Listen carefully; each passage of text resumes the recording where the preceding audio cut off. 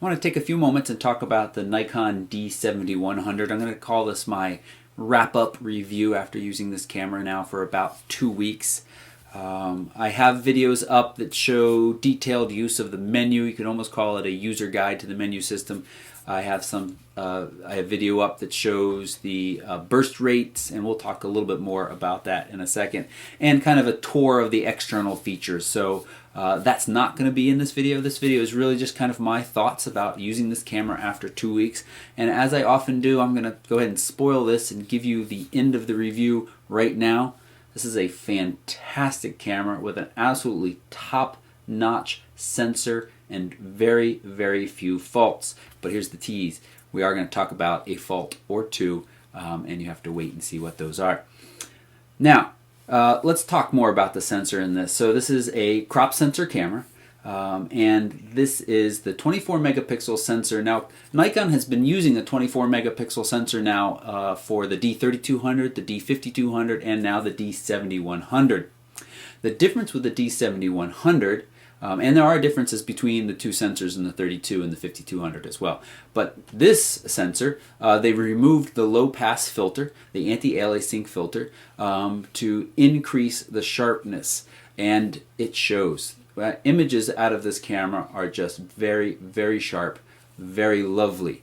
The worry some folks had about that was by removing that filter, you introduce a greater chance for moire. And that is this kind of wave-like image that happens in finely repeating patterns. Screens, fabrics of certain weaves, and things like that. I have seen very little of that. In fact, I actually spent 20 minutes in my local suit store shooting pinstripe and striped shirts with the Nikon D7100 and did not see any moire at all, both in photo and video. I will have some samples, I'll show those, but just fantastic. So that was sharpness. Now let's talk about ISO. I have to say that the ISO performance of this crop sensor is stunning. Just really, really lovely. 3200, 5000, 6400. You're starting to see some noise at 6400 for sure, but really usable images still, especially when you bring in them into Lightroom and do just a little bit of post-processing noise reduction. Very, very nice images. You know, this body only is selling for about $1,100, and it's very safe and very easy for me to say at that price point nothing else comes close to this low-level performance right now, except maybe the Nikon D5200. It does come close, but still a step above that even with the D7100. Really, really nice. Let's talk a little bit about the controls. As I said, I have another video that gives you a tour of this external features here. And in general, this is really, really nicely set up camera. Everything that you want to do, that most people want to do, is right here at your fingertips. You spend very little time in the menu system. And not only is all of these buttons accessible here, many of them are customizable. So you can really set this up to suit your needs. And that's not a huge difference from the D7000. In fact, there's very little as far as body, form, and function that is different from the D7000. And that camera was well loved, and I think this camera is going to be well loved too. Really nice size and weight in the hand. It feels very, very good. The little rubberized dials feel very nice, and dual card slots, same as the D7000. And that brings me to one of those cons that I mentioned a moment ago, and also kind of leads into the discussion about performance.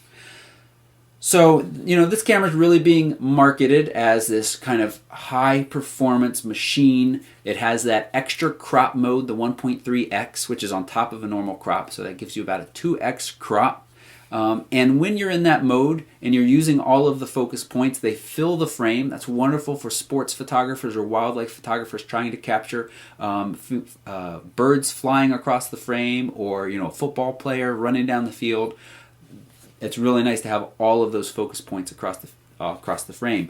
But the burst rate just isn't quite there to hang on and give this what I'm going to call a full recommendation for everyone. Because if you are a serious sports shooter or a serious wildlife shooter, and you want to shoot in the highest level of RAW, and it does give you 2 levels of RAW there. You can actually, you could say that gives you 2 different options for shooting RAW, lossy or lossless, and 12-bit or 14-bit. And if you want 14-bit lossless, which is the absolute highest quality, you get that 6 frames per second for just a second, and then you hit that full buffer and you get slower images after that. As I said, I have the SD video up, but I can show that real quick right now by just going. So you see very quickly it slows down and hits that. Now you have that crop mode. I can switch into that crop mode. So you're now shooting at 16 megapixels. It's certainly handier and faster, and you really are going to get lovely, lovely images, but they are at 16 megapixels. That's definitely not a terrible thing, but if you were thinking about buying this camera, you're drooling over 24 megapixels and 6 frames per second, you have to step back and realize that you're not going to get quite that. And I started mentioning this when I said dual card slots. If you want to write RAW to one and JPEG to the other, it slows down even faster. And I'm going to take time to go in and set that up. But it gets quite slow quite quickly. So you want to watch that. And of course you can step down to the 12-bit and the compressed, and you're going to see a little bit of a performance upgrade. You can also shoot JPEG, and JPEG quality, JPEG fine. And let's leave it in the cropped mode for a minute, because now this is when you're supposed to get 7 frames per second.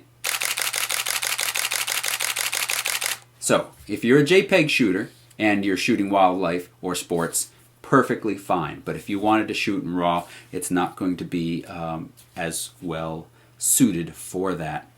Body is fully weather sealed. I don't want to go on a rant about snap sort, but if you don't know what it is, you're not missing out on anything.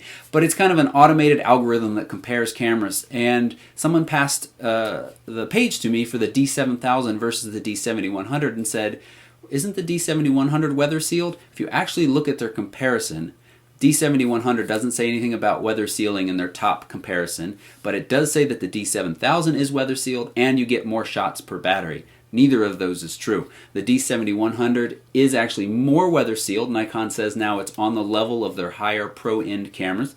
And you get slightly more shots battery life.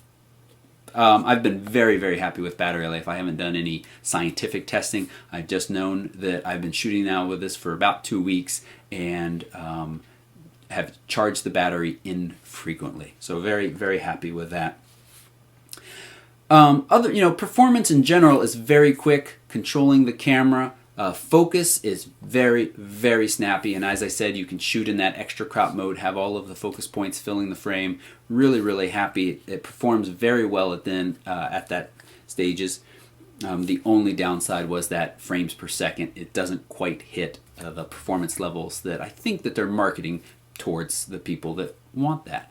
If you don't need that, this is a perfect camera. Last thoughts, the video. I haven't shot a ton of video with it, but I have at different ISOs. Very happy. Maybe I'll throw up a video at the end of this, shooting myself with this and talking to you a little bit just so you can see some examples of that. But similar to the images, very high ISO video is still nice, very clean, very good looking, and I've been very pleased with that. One other con that is more of a con against Nikon than any one camera that they make, and that is that whole deal with aperture not being changeable when you're in live view. And along with that is the fact that when you use live view for stills or for video, the view on the back of the camera is a nicely exposed scene of what you're getting. It does not represent your current settings. And now I really like this on the Canon side because it's a very easy way for you to learn and to teach yourself and to know what your video or your shot is going to look like when you use live view. On the Nikon side, it just shows you a nicely exposed view. You could have your shutter speed up at 1/1000th of a second, and so your actual image or your video is going to be pitch black because it's not letting in enough light, but this is still going to show you a nicely exposed view.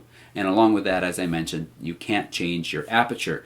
I find that clunky for shooting video. because you have to back out of the live view, back into it, back and forth. And it's a little frustrating. But that aside, very, very nice. So, bottom line, as I said at the beginning, really nice camera. Hard to find faults at this unless you're really looking for that performance. And there are very few cameras at this price level that perform that well anyway. So it's not really, there's something else better out there. I just feel like they've really talked that 6 and 7 frames up per second. And the reality is you really just get that for a short period of time. The sensor is gorgeous, low light, just lovely, lovely. Throw a 35-1.8 on here and you have this nicely sized machine that is just going to take wonderful low light photos and do a really, really nice job of it and allow you to set it up in a way that works just for you. I think that's it. So here's some ISO 3200 video, and this is also using the stereo on-board mic on the Nikon D7100. If you have any questions about the Nikon D7100, the D5200, which is worth mentioning along here too, because that sensor is really nice. It's got a few more quirks, and it's not nearly the performance machine that this is. And in day-to-day operations, it even has some hesitations that I found. But again, if you're not that kind of shooter that needs that, it also provides some really lovely images as well. Doesn't quite match the sharpness though, because it does still have that anti-aliasing filter. I think we're going to see Nikon removing that from more cameras moving on, as they've really kind of figured out how to write those algorithms that deal with the noir and give you the sharpness that we deserve. All right.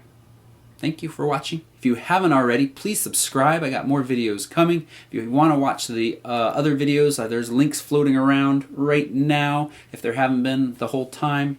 And come on over to the Facebook page. I have a good giveaway that's going to start very soon, and I do appreciate you watching. Thanks. Rain? Mm-hmm. Bean, you see any salamanders?